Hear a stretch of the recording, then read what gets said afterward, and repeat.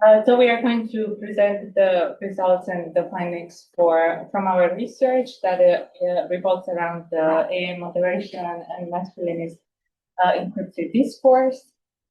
In terms of methodology, we investigated the two core research questions. First, whether contemporary LLMs can effectively interpret the level of violence that is concealed within masculinist violence, masculinist dog whistle terminology compared to human annotation, and second, if there are any significant differences in LLM performance when it comes to identifying these dog results in text versus image. Our methodology began with the manual construction of a targeted corpus. We had 38 English language posts that were extracted from X and Instagram to ensure that our data set contained genuinely problematic material.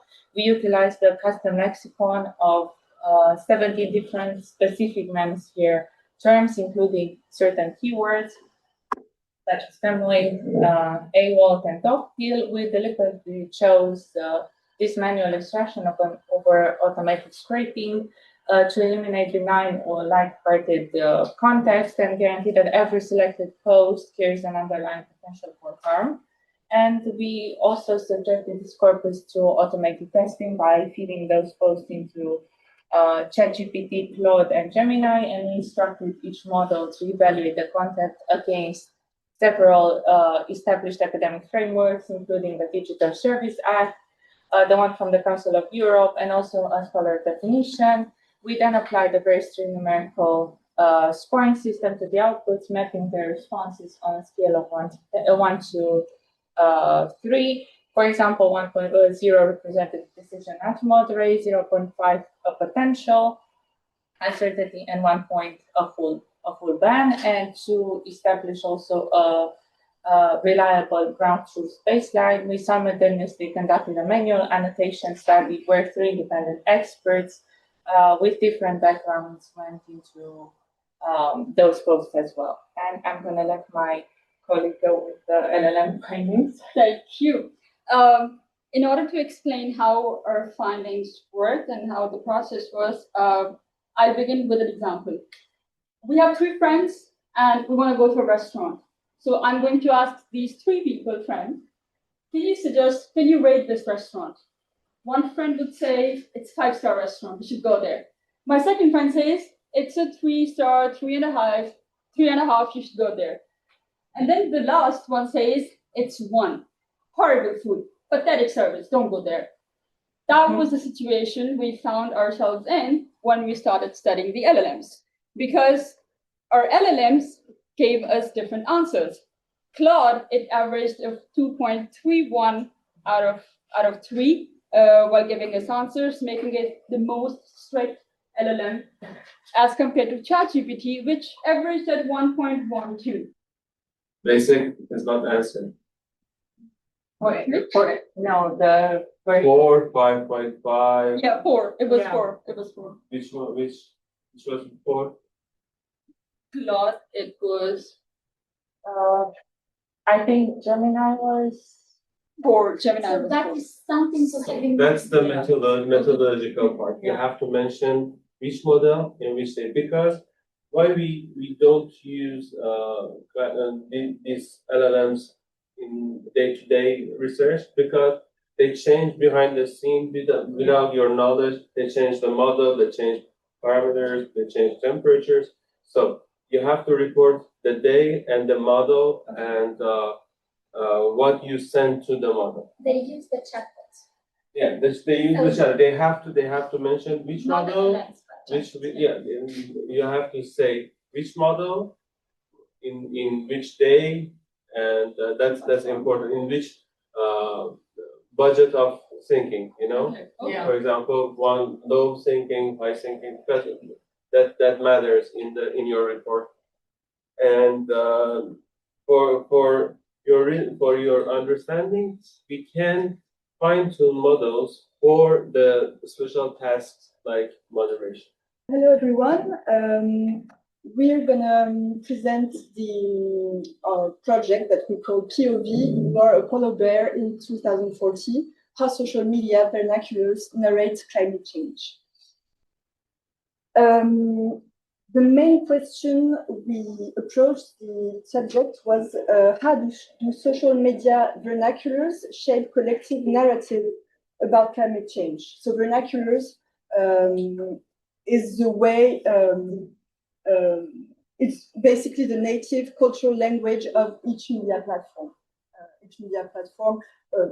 The idea is that every social media is not a neutral medium of communication. It each responds to its own visual, textual norms, commercial biases, etc. So the first layer of the analysis was to analyze the social media discourses, keeping in mind this idea that TikTok, Instagram, and X kind of digested ecological discourses, values, and ideologies to mold them into a specific editorial framework and structures that define their meaning. This is the vernacular style that I was talking about. And then the second layer of analysis is how does the LLM produce a discourse about those social media discourses? So what is the meta discourse, the LLM's meta discourse? How does it represent the social media representations?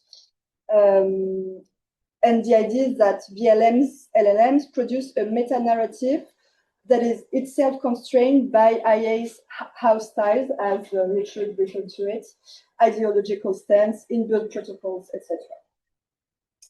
We had two research questions. The first one is how do platforms' vernaculars influence visual representation of climate change? And the hypothesis we had is that we anticipated that social media differences were based on platform house styles, obviously. So we went through the literature and we inferred that, for example, the Instagram framing of climate change would be more optimistic, aestheticized representations of nature and so on.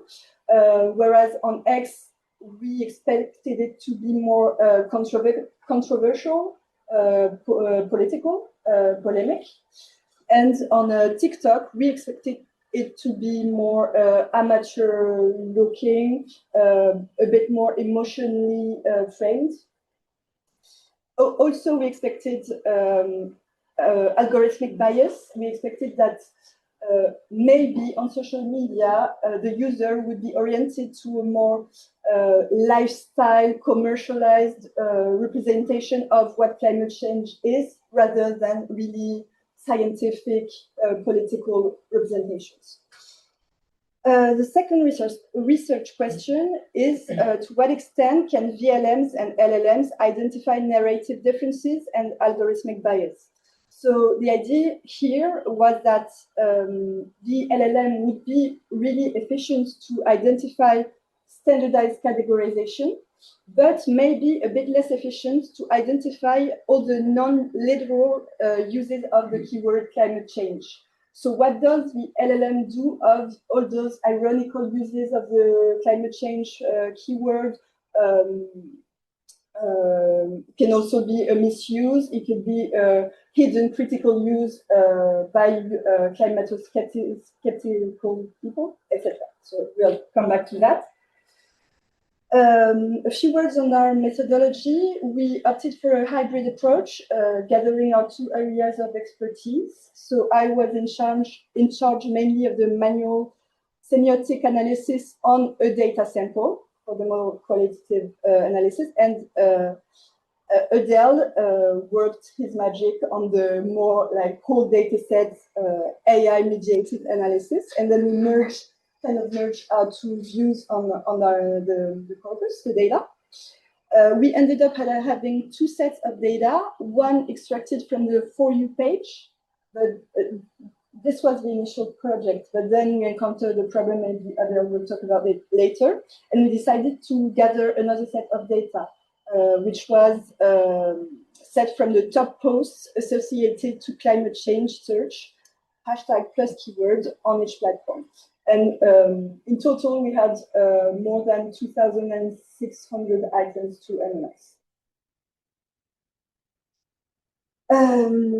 So for the findings, the first finding was kind of counterintuitive. We found more similarities across platforms than we expected. And on the AI analysis level, we noticed that the LLM was really efficient to identify standardized visual and textual representation. It was really efficient to categorize them.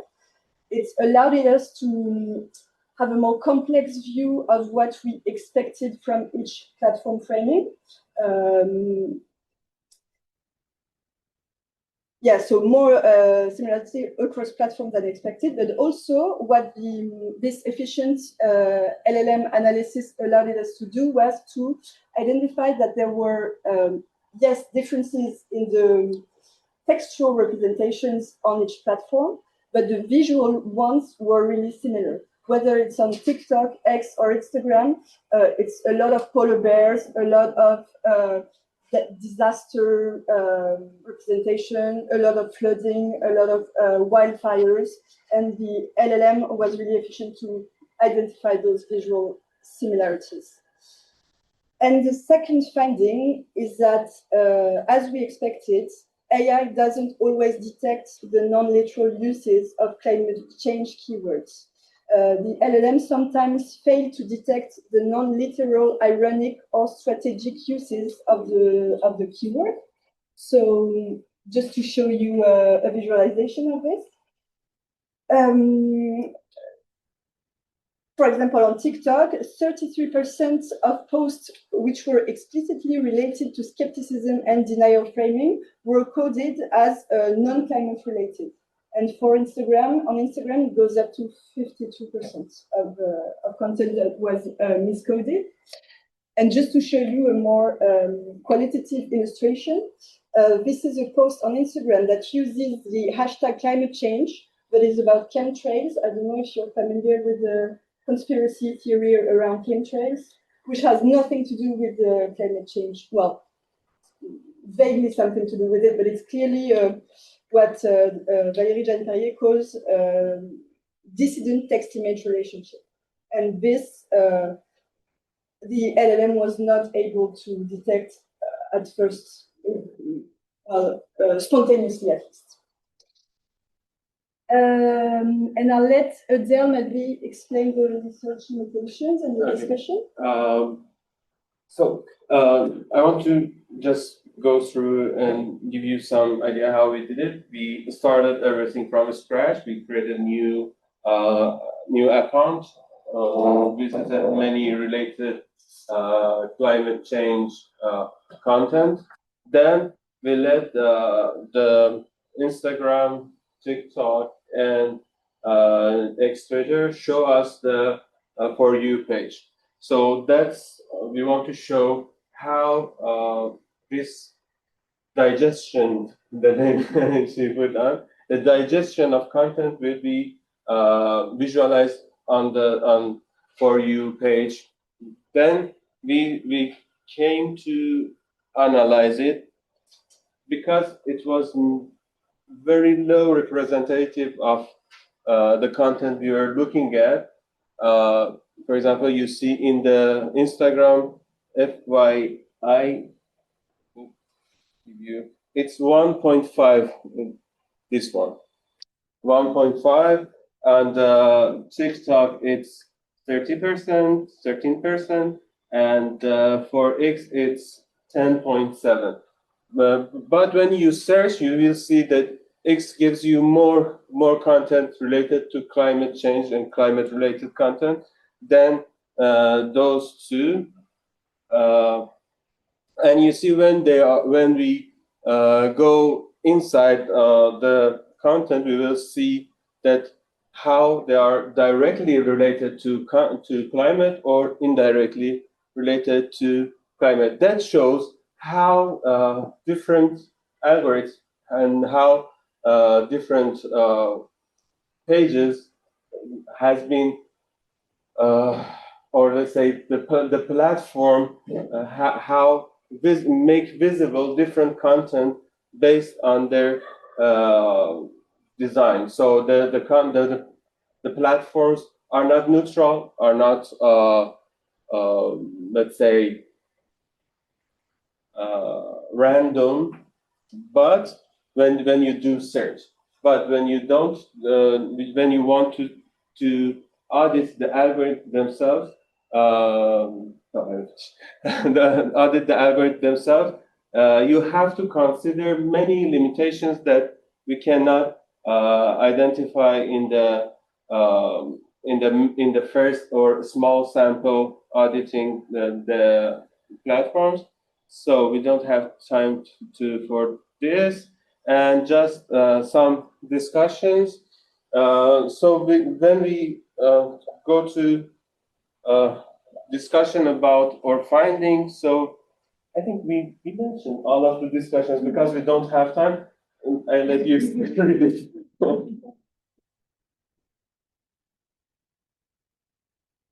Just one sentence.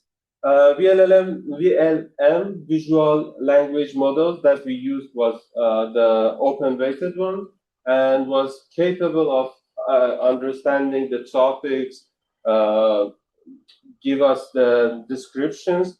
But if we want to see the big picture and details, then we have to consider the lack many of details that we may detect, but VLMs at this stage with this computation that we have could not. And you can try to use TikTok. We have TikTok You here. have TikTok and it worked.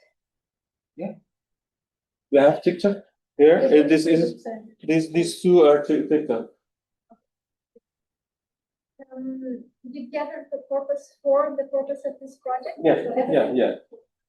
It's manual. It was wholly manual. Not we didn't use API. We created completely new users. We deleted all the cookies that were on our browsers. So browser was like brand new, and we started to search climate change. Yeah, we searched climate change, climate, and we reviewed and let it auto scrolling do the job for us. Yeah, for 1 hour or 2 hours. Then 1 hour each. Then we went to FI for you page. Then we collected the data what it represents.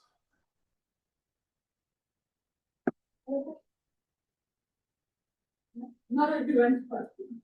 I was going to ask you how you gathered the data, but then you said that you created new accounts, you created all the cookies. If you remember, it was your first assignment. Yes. Don't you think it avoids, because it happens with us as well, we explicitly, intentionally, consciously avoided false positives. And we said, let's stick to gathering just English, English posts. But for you as well, when you begin with a new, there's no history for this. Yeah. Yeah, there were Indian, there were French language posts, especially in TikTok, if I remember. Yeah, they tried to, but the something interesting was there was a lot of hashtags, co-occurrence hashtag with AI, with within its environment. For example, they talk about their weather. They are not talking about climate change, but they are talking today is hot, the climate has changed, something like this. And you will see this very, it's not showing the impact of climate change. It shows really small sample, small scale contents. When you put the data manually, do you take all these false positive posts as well into your data? Yeah, we analyze all the data we have. What's the reason that your direct, when you mentioned that the X shows more content based on design, it's not neutral, but you said there's more connotation when you research climate change. There's more content on Twitter, direct Yeah, content on Twitter, and Right. indirect is more on Instagram and TikTok. Yeah, because when you analyze the data, but I have to mention something. In this study, we only used tweets and metadata. We didn't go through their video and images. So we can say the text of tweet. It wasn't our full pipeline to analyze the multimodal to have all in the same level. So for tweet was like a control for us than direct comparison between TikTok and how it's visualized. We're going to talk a little bit about our project. It's called Synthetic Gaza, comparing real and chatbot generated X discourse during the first week of the last period of the war. So our presentation focuses on basically one methodological questions: whether chatbot generated posts can realistically approximate real social media discourse. The case we chose was Gaza related discourses on X during the first week of the since October 7th, this last escalate of the war. So our goal, or the issue, was not only if the posts generated for AI were plausible, but whether if they reproduce tone, stance, or even structure of the actual real post. Our project, our main question was how that I just said, how do chatbots generated X posts about Gaza compared to real X posts in terms of structure, stance, framing, and tone. So our corpus was 90 real X posts compared with 90 posts from Grok, 90 posts produced by ChatGPT, and 90 posts produced by DeepSeek. Why those three? Because we thought, well, after presentations of Rogers, we thought, oh, let's see if ChatGPT is a little more neutral. Grok, it's a little more, in our thought, would be more like violent, more like no boundaries. And DeepSeek is the Chinese one, so we thought maybe we had some different approach, and we chose the 7-day period. And then we compared those dimensions with two layers. First, we asked LLM to analyze how those content, the synthetic and the real, were different or similar, and how and if the content produced by LLMs were more similar between themselves than similar to the real ones. And that's basically our main approach. And we got some answers. So first, when our first finding concerns structures. So the LLM assisted analysis suggested that the real X posts were actually more diverse, more socially embedded than the synthetic ones.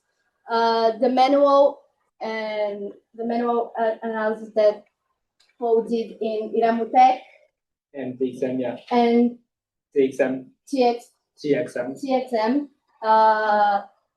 This data support this. Real posts are longer. They were variable. They were more emotional.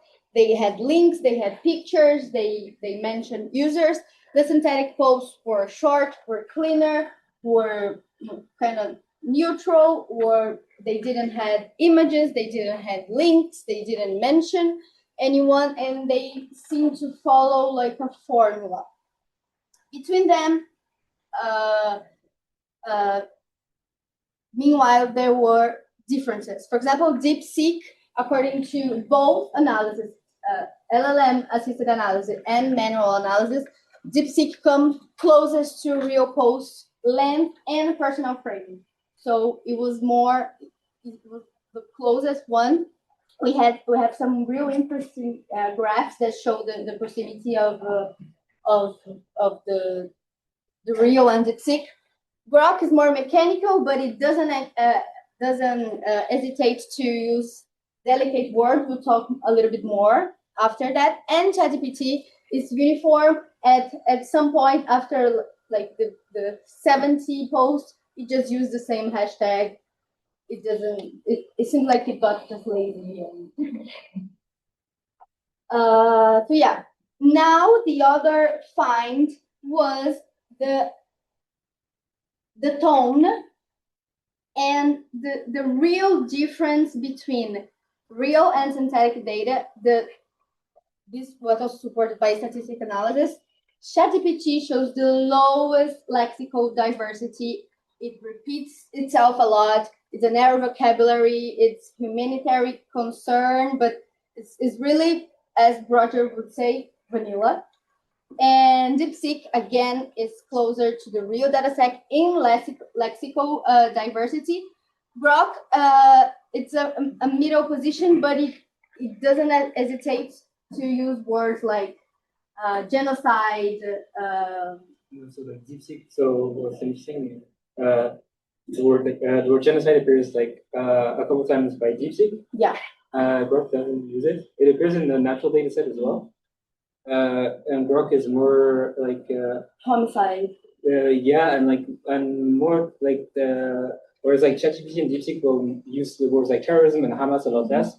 Grok uses it less than the natural data set, so there's still like in general the synthetic data sets show less tendency towards a polarized vocabulary. But DeepSeek shows more willingness to generate polarized words from both sides. Yeah. Whereas Grok will, in our analysis anyway, our data anyway, will be more willing to generate both words like terrorism, terrorist, terrorize, Hamas a lot as well. Hamas is ISIS.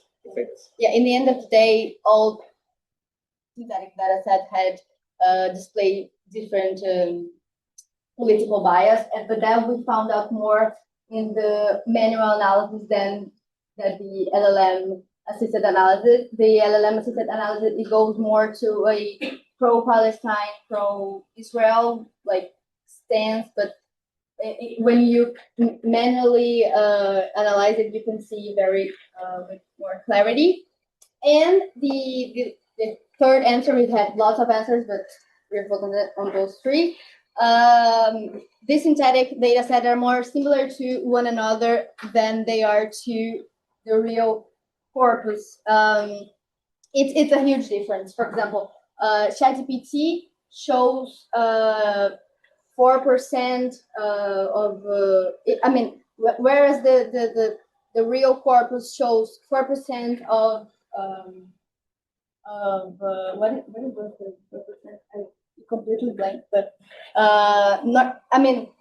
the result of ChatGPT were really, really different. I mean, it was so crazy to see how it was different. DeepSeek uses more real language. It approaches more a real persona, but still synthetics. And ChatGPT varies nothing.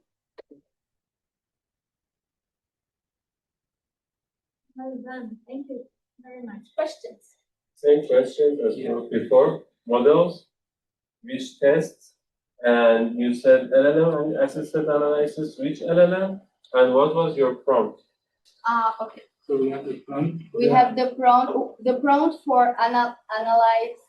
Oh, you have it here. Model was Claude Sonnet 4.6 on Go. We have the prompt, and then for the You have to in your report mention the name. Yeah, no, we have it open here. The prompt was: you are a media researcher studying how social media posts frame the war in Gaza. These are CSV file of collected posts from X using Gaza-related hashtags from the first week of the war, data period of time, together with typical Gaza-related posts generated by ChatGPT, Grok, and DeepSeek to generate a data set. Now with the CSV file, enhance answer. 1. To what extent are they similar? To what extent? 2. To what extent they take similar stances? 3. To what extent do they have a similar tone, e.g., violent or personal? And why you choose first 7 days? In first 7 days, nothing happened in Gaza. It was just the terroristic attack. Yeah, because we wanted to see the repercussion of it. We thought there would be a lot of hashtags immediately after the but of course, like it. Because for example, you mentioned the concept of genocide. Yeah, happened in first week. Yeah, which is interesting. Like, so there's still like references to it, like low references within real data. Of course, like in mainstream discourse and like university discourse, it's not part of discussions in the first week of the war. But it still appears in the real data set, and it shows that like the elements didn't really take into account like the windows that we gave it. Yeah. Because they mentioned like some I think it was DeepSeek or I can remember that they were like, my cousin was in this school, there was a text, but it doesn't happen in the first week. So we noticed that they took what you sent to those just write this amount of tweets or posts. The same thing. We gave them a prompt with like the same time frame. Okay. And the same. I think we have it as well. Yeah. We have it in the earner. It will be on the report. Yeah, it will be on the report. Please read. So your conclusion is that the results of synthetic content produced by chatbots are generally can be generalized to other events. Are they that? Yeah. So the key finding is not that this data, the synthetic data, are inaccurate. Is that the synthetic data is just cleaner, model shaped, too general and ready to be used in other cases? This is my question. Oh, do you think it's especially in for other conflict cases? Yes, especially for ChatGPT. Yeah. We were like concerned, like a lot of us like concerned for the humanitarian situation in search location. Your research was mainly on the content produced by chatbots. Yes. Yeah. Hello everyone. I will present you our research on what we call the truth social record. Our goal was to use LLM, specifically Claude AI, as an agent, personal agent, to categorize, analyze, and mix data to get a big picture of what Trump is posting on his personal social media, Truth Social.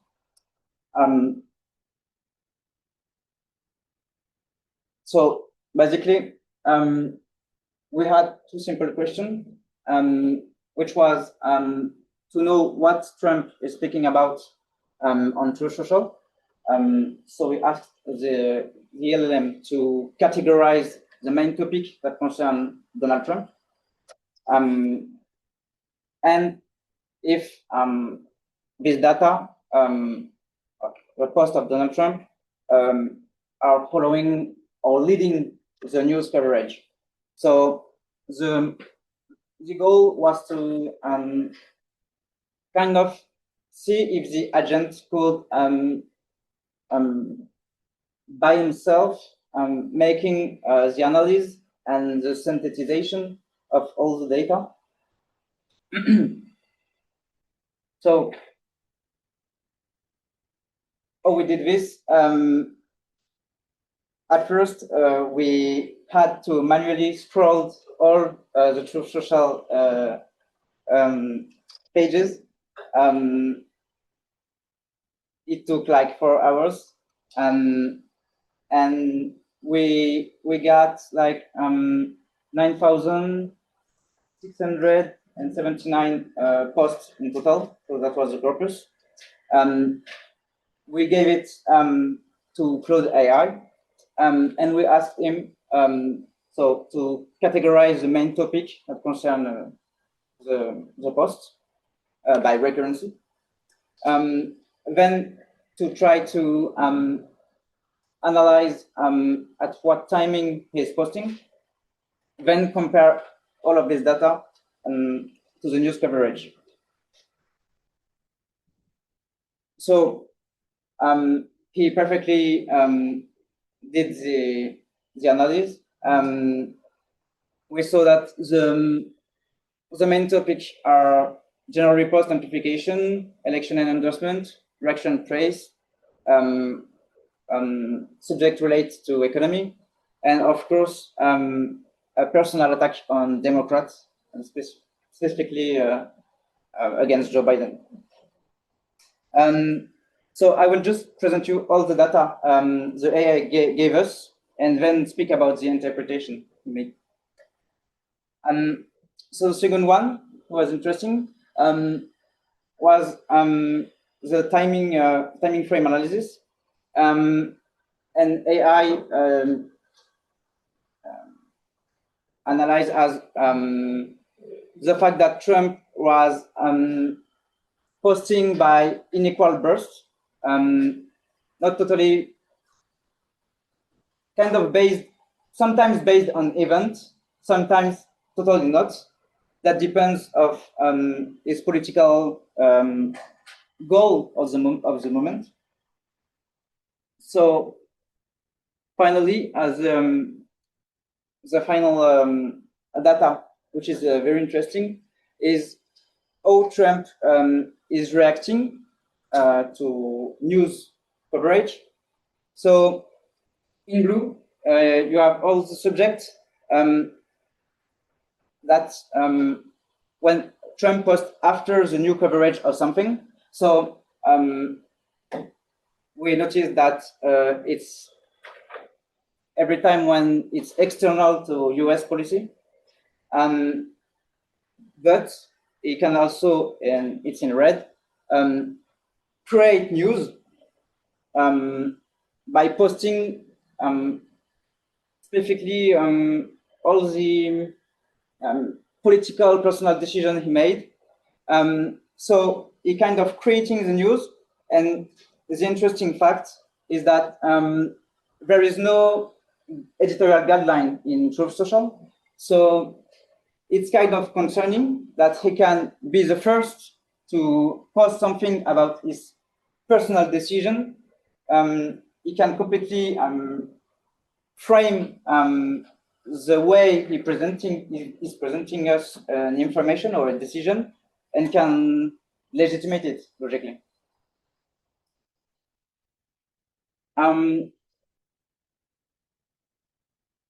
So even if the analysis about the AI was kind of good, almost perfect, we had to be meaningful. We had to be careful about the graph. Sorry, because there was some mistake, maybe because of our prompt, and the interpretation was kind of superficial, and we had to fed the AI with some theoretical elements. So our corpus was very huge. So the most interesting part, in my opinion, is what we can do with this new corpus, this new database. So I was thinking it could be interesting to mix it with Truth Social users' interviews, and see if this lack of editorial guideline could polarize ideologically all the users. So, and thinking about democratic concerning. And I put also maybe a rhetorical analysis, so a qualitative analysis. And that's all. Thank you. Well done, Alexandre and Tudor. Yeah. You have a graph with whether he follows the news before or after. Yeah. Um, This one? yes, Yeah. this one. When you say the news, do you mean a specific mainstream outlet or right-leaning media institutions? Like, what is the? Oh yeah, sorry, I didn't mention it. We use a kind of news data set who's called GDLER. I think I need to check it after. Yeah, and so that means that's the most relevant news coverage. Like imagine if like a top 10 of the biggest coverage. So an analysis is done by someone else. Okay, Compared I see. with something like this. They didn't provide. Thank you. Thank you.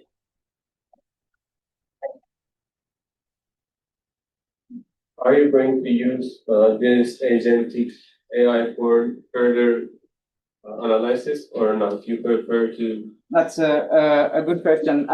So to be honest, I completely discovered what LLM is able to. But I think I need to, and I wanted to learn more about the technical aspect to get better results before using it for my personal research, for example. I want to control it before, if I can. That's one thing. Educational, guys. Using agentic AI is really good. If you know what you want, you have assumptions that with this I want to reach to this output.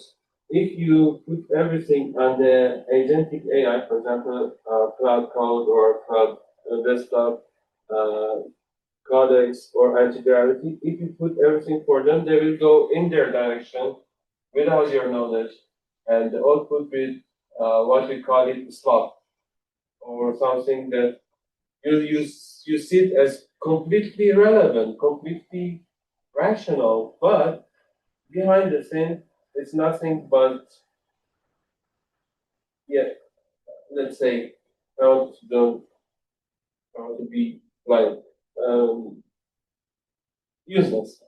Right.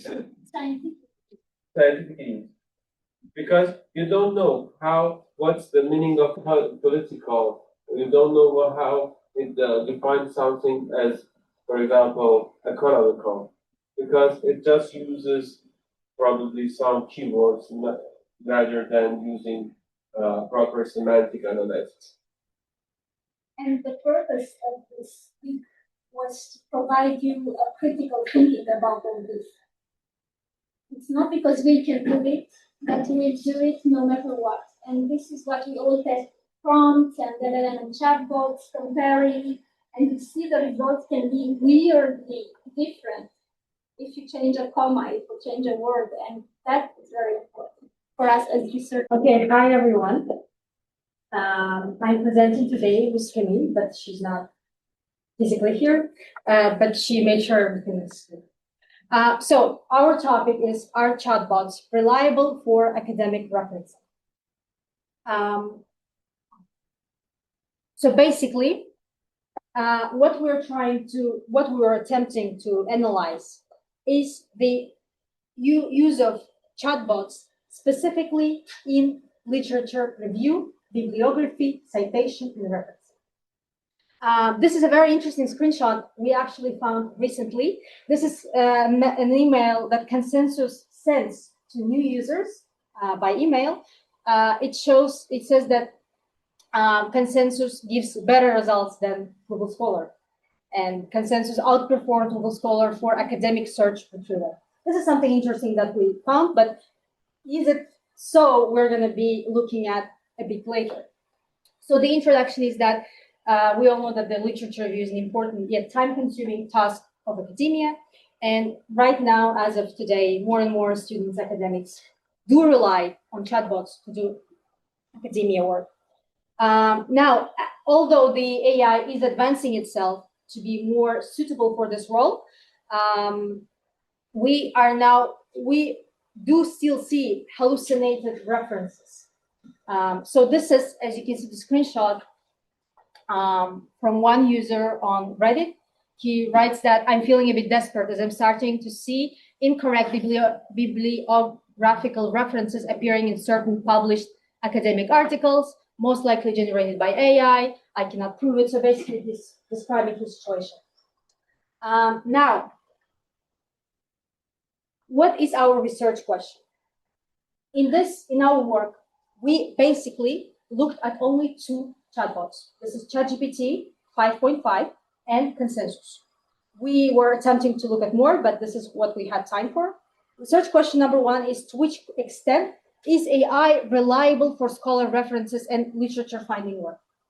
The next question is, to which extent are mainstream chatbots, in this case ChatGPT, responses are different than research-oriented chatbots? So research-oriented chatbot, in this case being Consensus. Now, our methodology. Our subject was the word humor, the concept humor.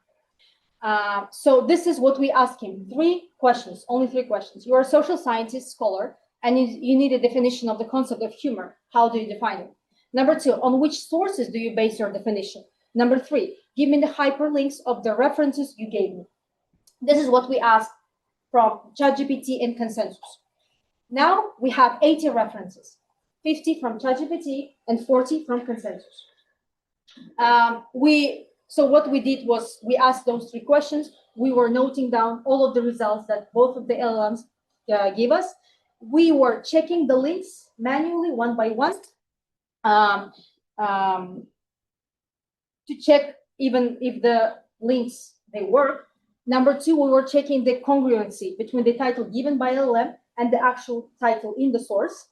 And we also checked the title of the source, obviously, the year of publication, the name of the author, these three things. Now, let's go into interesting part. What are the findings? This was quite interesting, a bit counterintuitive. Now, what we found was that ChatGPT, but one more thing. To compare all of the ChatGPT and Consensus results, we needed to have a baseline, the credibility baseline. For that, we found 2017 book called A Theory on Humor. From there, we extracted bibliography. So this is what we compared to. Now, what we found was that ChatGPT is more directly baseline aligned. Why? Because ChatGPT has a tendency to give more canonical, classical literature, classical books. And thus, it matches more with the credibility baseline. So ChatGPT had 9 out of 10 baseline matching sources, while Consensus had 1. Yes. However, Consensus was closer to the baseline disciplinary shape.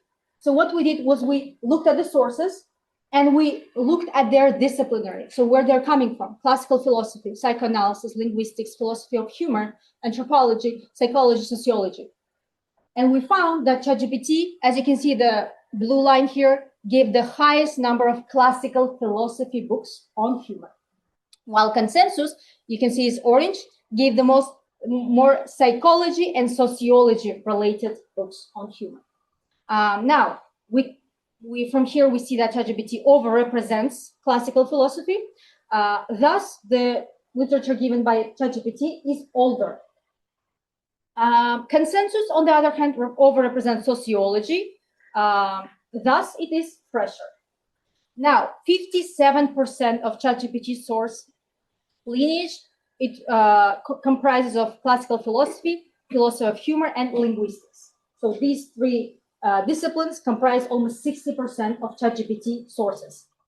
And Consensus is much more psychological, sociological, and contemporary social scientific. So these are all the findings. And you can see that the blue line, this is ChatGPT, has the highest congruency with our baseline. Now, discussion. There's a ongoing debate on the anxiety among researchers when using chatbots for literature finding work. We also looked at the Martonian scientific norms. So communalism, universalism, disinterestedness, organized skepticism are not respected when AI generate scientific research, references. And these findings support the idea that one cannot rely when one relies himself to use AI for literature work. What it does, it creates loops of hallucinations and false references. Because as one uses the reference for himself, the moment the work gets published or cited, another person already has the same false reference, and etc., etc., etc. It creates loops, endless loops of hallucinations. Yes, so this is why we have to stay critical when using chatbots, especially to a very important area of literature finding work. This is it. Well done, questions. We already use ChatGPT to find sources. Yeah. No, Use it to organize sources. You can do that well. no. I didn't want, but then it was made up. Yeah. I really like that. I'm in a commission on Tuesday for a master dissertation defense, and my colleague who invited me there, and she coordinated the work all this year. She said, the dissertation is good, but there are many references of myself that I didn't do. Maybe she didn't realize it was this, but it was about her and her students. There's a lot of negative posts about it. Yeah, when it's I saw so did I write that? Good questions. There was any hallucination in the references those gave you? Were there any hallucinations that ChatGPT gave me, or consensus? Both. Okay. For the results of ChatGPT, on average, 6 out of 10 references were not accurate. So either the link did not even open, the page went to the wrong side, the title did not match the actual title. So 6 out of 10. For consensus, it's interesting, 20 out of 20 were accurate. So the title name matched with the actual source. The link, it worked perfectly. There were non-technical issues with the website, so it went to the right website. However, we have a hypothesis that could be linked to the nature of the sources that the consensus gives, because consensus is more reliant on modern, more fresh, as I mentioned, psychological, sociologically related articles that are more accessible, whereas the ChatGPT references quite canonical classical literature, meaning the links that they lead to usually do not work. And do these platforms link to library archives? Do these Consensus, yes, because it's trained for that. So it goes in the BNF and the Pixel? No, not the NF, it goes to DOI itself. Yes, but this is not what I mean, because classical references do not have DOIs. The ones published in the 80s, in the 70s, but they are in the library's catalog. This is what I'm wondering, I don't know. Because when you do your research, you go at the library catalog on Wikipedia and you choose there, and then you go to the library with the bag, and then the book that doesn't have a DOI. So I was wondering if they referenced that. So ChatGPT, when referencing more classical books, he referenced Gutenberg project, open source. But other than that, if it didn't happen to be on the Gutenberg, he just gave a link that didn't work. So he mostly could rely on only several websites. If not, it gives a totally different source of information. But with consensus, yes, it gives accurate links with the GUI. Yeah, because they are new and that is understood. Yes, yes. Okay, so I don't know if you remember on Monday, the group forming by Richard, we were at one moment 5 people interested in, let's say, similar topics. And we decided to split, and Camille Marriott went for the project she already presented, and we decided to do the second part, if you want, of this experiment, as Shwen properly called it, to go and understand how chatbot and LLMs are able to identify those what we call subjective concepts in real life situation and application.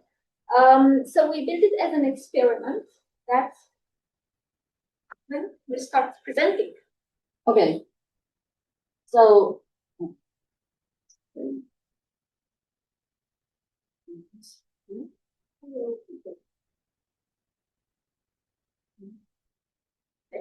go ahead and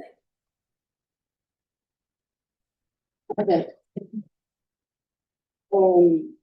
So we'll do our okay. First, why this topic matters. So nowadays, we know the chatbots, LM, increasingly used in social science research, and they can process large amounts of text quickly and also provide explanations to its clarifications or identifications. But subject concepts are a little bit difficult to define and detect. In our study, we focus on humor, opinion, and sentiment on these three concepts. These concepts are not only about positive or negative or neutral. For example, sentiments may involve in like excitement, urgency, concern, and opinion may be implicit or explicit or from an attributed speaker. And humor can be irony or self-mocking and or playful joking, especially for the political points. They are more challenging because they often contain implicit meanings or they have attributed opinions or they have the like wording framing. So it's more difficult to identify its specific category. So our central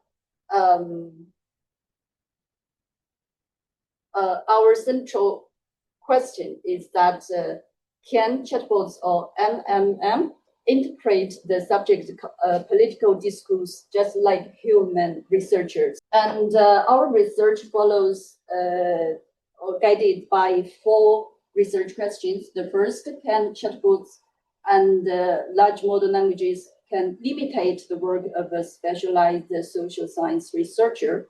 And the second, can they distinguish between humor, sentiments, and opinion?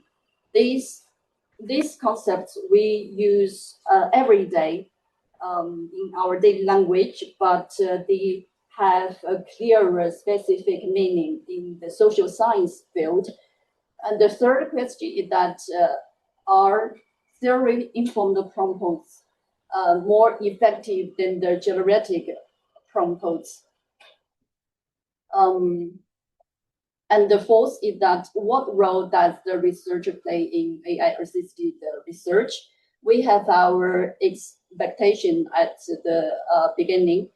That is, we put human researchers as the strongest reference point, and we expected that the theory-informed models follows, and the generative models less suitable for the research.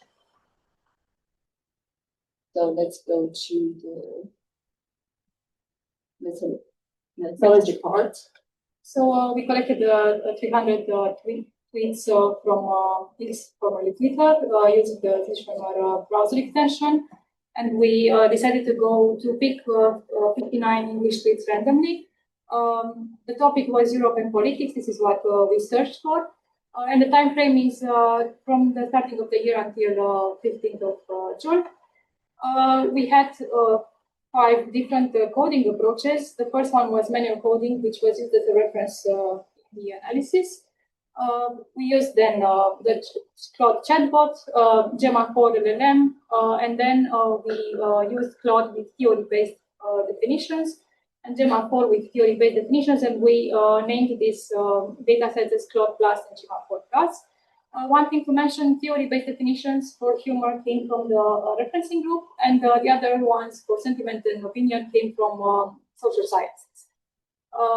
The analysis part included an intercoder agreement, which can be seen on the left of the chart for all the 59 tweets. We had with green is the strongest agreement between the coders, and light green is strongest disagreement.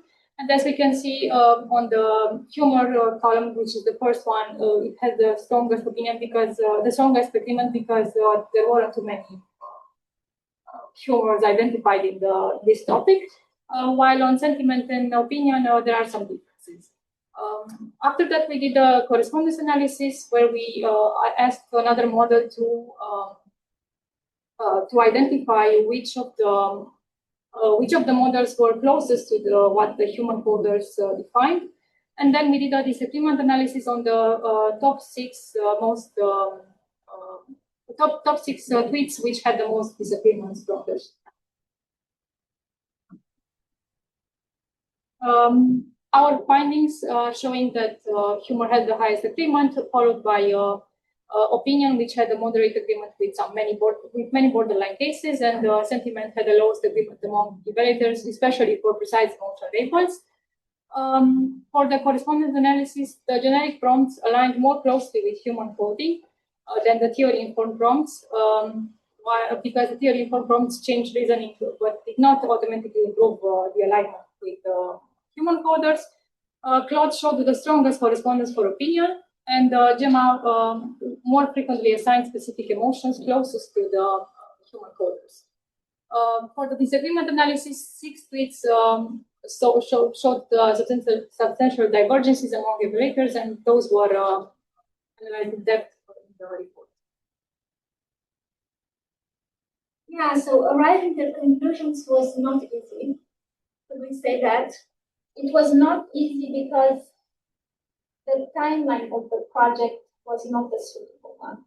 We started with analysis before planning, and planning the prompt is essential, and planning the moment in the research when the prompt should intervene is essential. Never start the prompt like we.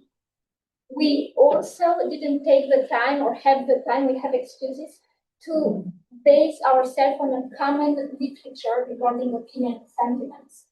And we have, nevertheless, different backgrounds and we might have understood different things.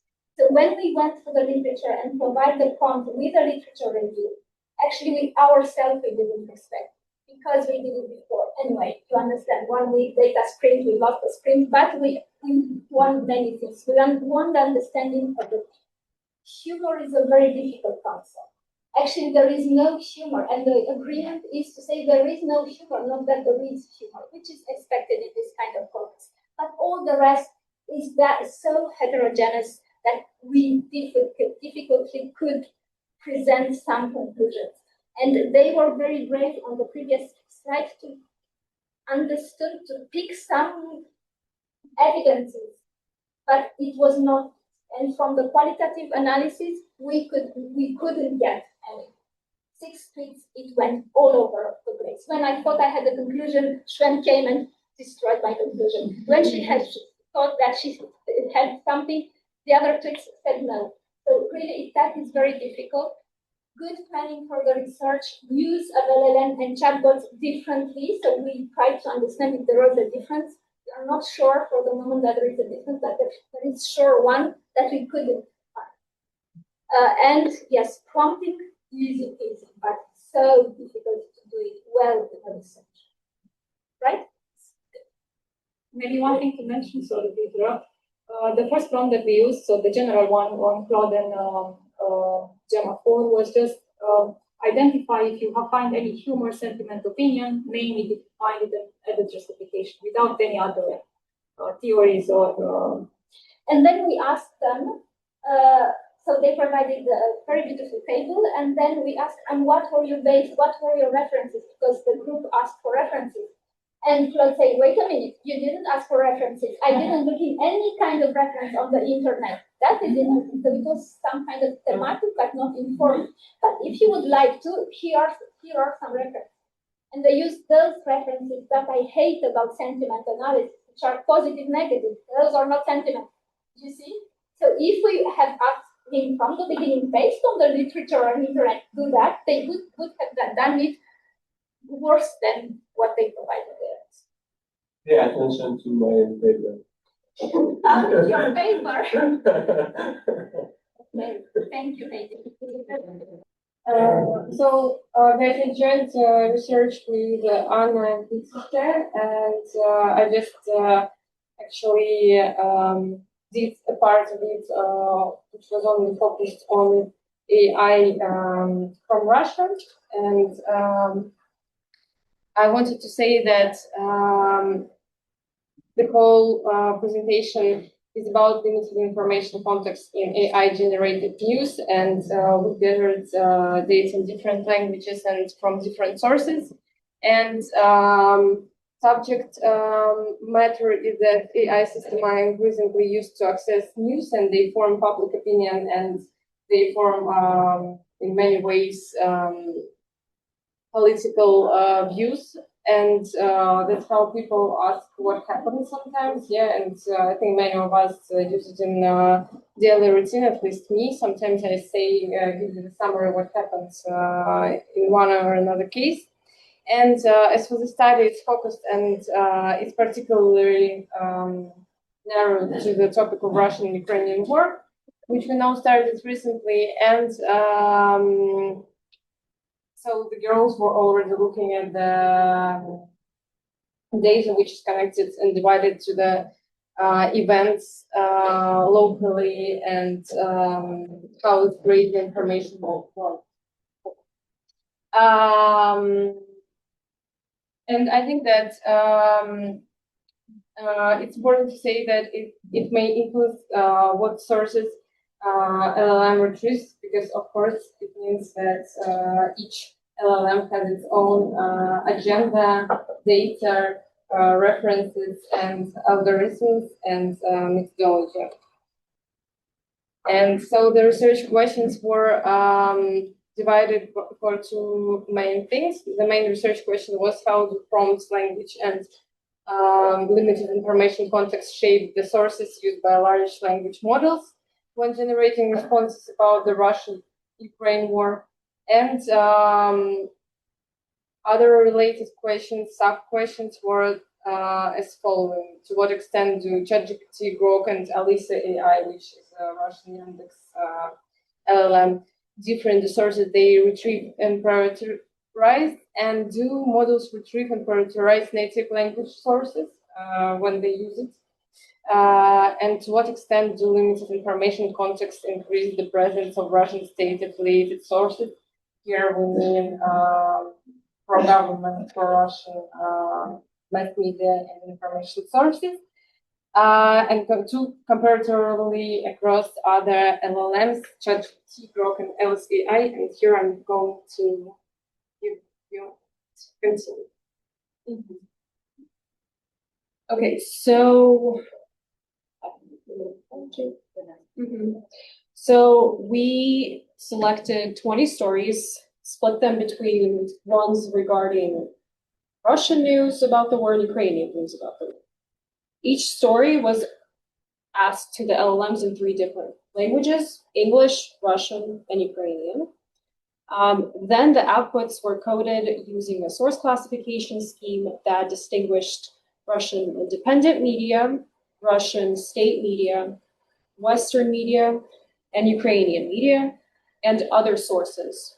The other sources being Wikipedia pages, social media, or academic sources that are not related to like a certain news media company. Okay.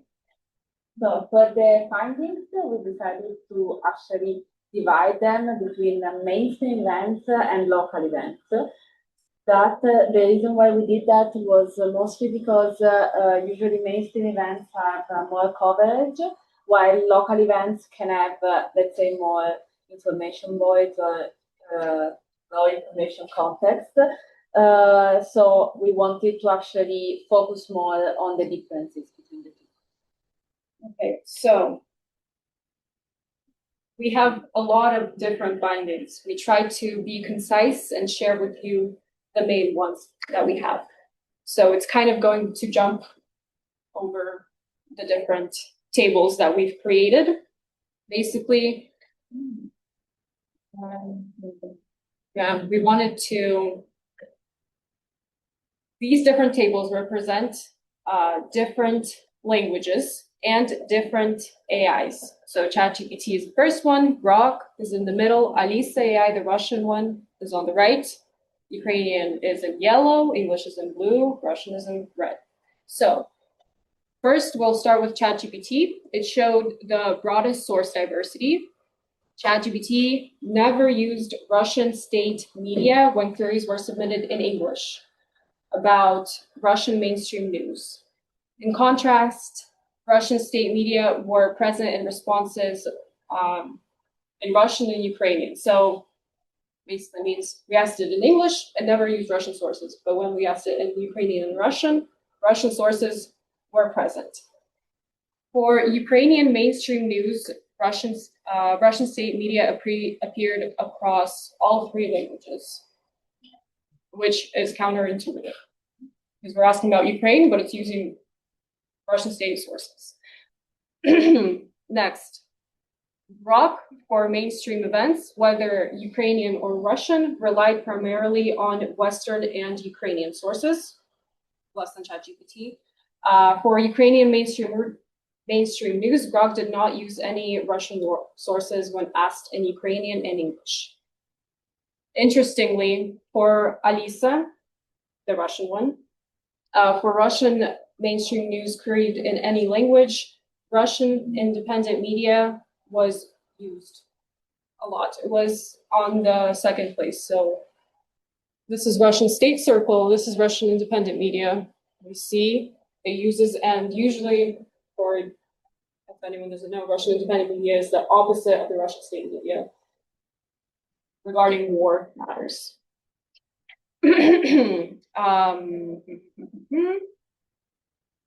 Next.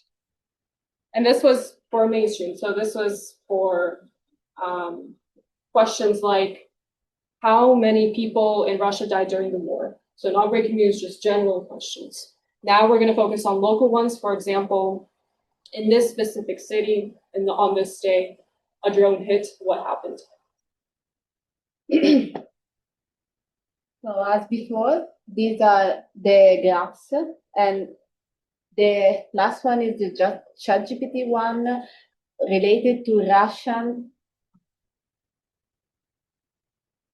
Related to Russian local events, while this one is Grok, Russian local events, and this is Alisa, Russian local events. So for the Russian local news for ChatGPT, ChatGPT used mostly Russian state media for all the 5 questions asked in Russian, while for 4 out of 5 Russian local events asked in Ukrainian, it used Russian state media, followed by Russian independent media that became the most frequently used here, as can be seen in the graph. And as it can also be seen, like there is no Western media used from ChatGPT when Russian local news were asked in Russian. For Grok, compared to ChatGPT, this one, used mostly Russian state media for all queries in Russian and Ukrainian, but never when queried in English. When talking about Ukrainian local events, Grok used more Russian state media that respect on Russian independent, while ChatGPT did the opposite when talking about Russian local news. So they were kind of the opposite in this kind of regard. And Alisa relied heavily on Russian state sources for Russian local news, also when queried in English, even though actually if it, like Alisa frequently didn't answer when you queried it in English, and it answered always in Russian.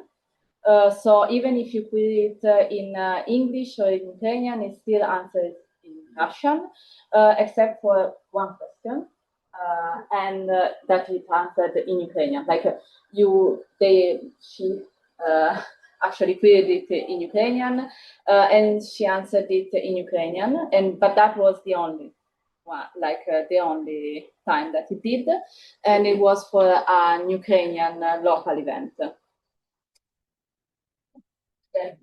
I just want to mention one of our also most interesting findings that were not on the graph. Yeah. For Grok, when we asked it about Russian mainstream events, I'll be really quick, it used Eurasia Daily, which is blocked in Europe, in France. You can't access the link if you look it up. But it used it as a source and gave us an output from that news agency, which we thought was very interesting. Alisa, you prompted questions specifically also about like Ukrainian cities that were bombed. It will not answer. But then if you ask it, one time we asked it again on accident. It didn't answer, but we asked the same question again, and then it gave us a result. It used Ukrainian sources, like Kiev Independent, to answer it. The question was just technically we think that people obviously put moderations in there to not answer specific questions, but when we bypass it by using a local news question that's not specifically like an opinion about Putin or something, it uses Western and independent Ukrainian and independent Russian sources, which we thought was quite interesting.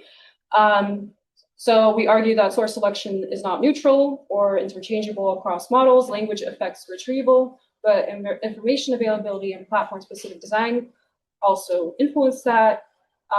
The study suggests that LLMs do not access one universal news pool. Instead, they draw from different ecosystems shaped by geography and the language that you ask.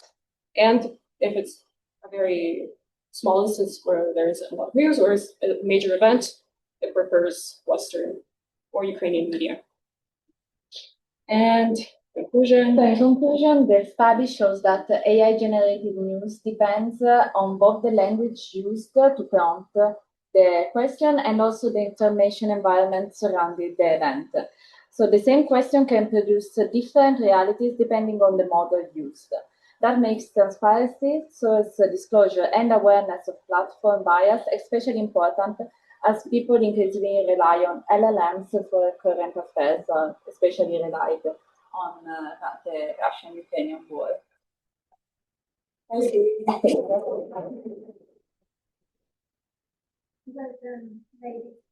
Did you read the report Axel sent 3 days ago, the last released Reuters reports on news? You didn't. Did everyone? It was on So no, it was on email, but I sent it to you. So Reuters published his latest report, and there is a chapter dedicated to AI as a source, chatbots as source of information. And there are countries, and maybe in Africa, where people do like Olga does, ask ChatGPT, tell me what happened today. And that is very dangerous, of course, because of the sourcing, but because of the information itself. I will send it to you. It's worth reading. Page 36. Very, very interesting. So very actual subject. We used Grok 4.3. It's accessing information on one, ChatGPT 5.5. For Alisa, as much of as we put time to research it, it doesn't give us specific models. It just says it's a text-based LLM, the one that we use. So we don't have a specific model. It's today's addition. Yeah, today is Alisa that we have. Yeah, but I was thinking that it depends still on the LLM and the way you train it, because like I still think like Claude can be helpful, and when it knows like which news channels I'm reading, I can ask them to like make the summary with the links and access the stories. Okay, that's good research. Thank you. Thank you.